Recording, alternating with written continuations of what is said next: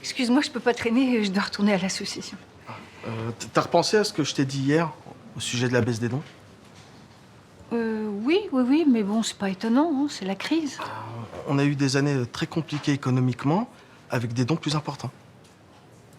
Ouais, bon, bah écoute, on va dire que c'est l'ambiance générale, les gens donnent moins qu'avant. Alors, j'ai parlé à nos Pères Noël, ils trouvent que les gens donnent. Ils récoltent toujours autant que les années précédentes, quoi. Bon, bah ça c'est quand même bizarre. Je me demande s'il n'y a pas quelqu'un qui pique dans la caisse. Tu crois? Bah, j'ai retourné le problème dans tous les sens, il n'y a pas d'autre explication, quoi. Faut qu'on porte plainte. Bon. Bah écoute, je vais y aller tout de suite, tu m'accompagnes? Oui. Allons-y. Vous avez une idée de qui aurait pu faire ça? Pas du tout. Moi, j'ai confiance en tout le monde, je vois pas quelqu'un de l'association faire ça. Cet argent-là, vous le mettez où? Qui y a accès? Bah, c'est-à-dire que les Pères Noël de l'Espoir fonctionnent sur une grande idée de solidarité. C'est notre identité. Tu me rassures. Tu m'avais dit que c'était elle, je n'aurais pas cru. Hein. Pardon, pourquoi tu dis ça?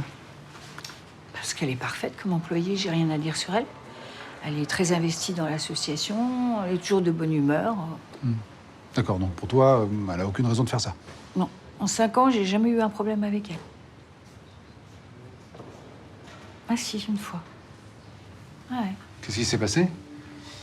Bah écoute, on s'est un peu accroché quand elle est venue me demander une augmentation, que je lui ai pas donnée d'ailleurs, parce que l'association ne pouvait pas se permettre. Et vous en avez rediscuté de ce truc-là ou... Non, pas vraiment. Mais bon, depuis, elle est un peu fuyante.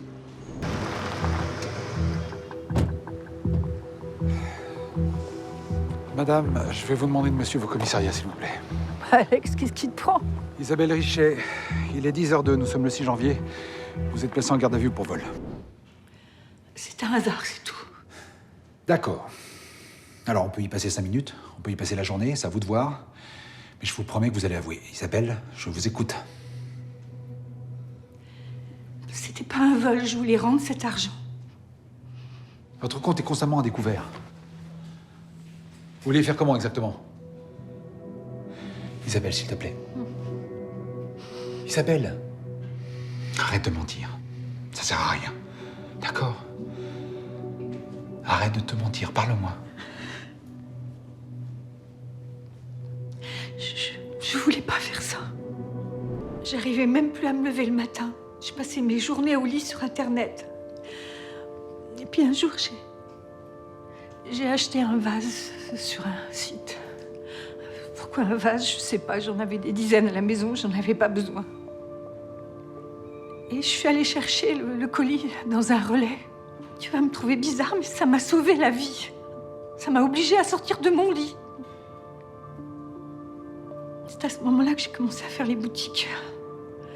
J'ai acheté tout ce qui me tombait sous la main. J'avais l'impression d'exister, j'étais vivante. Mais ça commence à faire cher, tout ça. J'ai eu l'idée de prendre un peu d'argent dans la caisse de l'association. Mais je te jure que je voulais le rendre, cet argent, mais j'ai pas eu le temps. Berthier s'est aperçu qu'il y avait quelque chose et j'ai paniqué. Je suis pas malhonnête, je suis simplement perdue. Virginie est passée pour une menteuse. Vous vous rendez compte qu'elle a failli aller en prison à cause de vous? Je sais, je regrette. En plus, j'adore Virginie, c'est une fille adorable. Je vais aller m'excuser. Garde tes excuses pour le procès. Même si je doute que ça serve à quelque chose.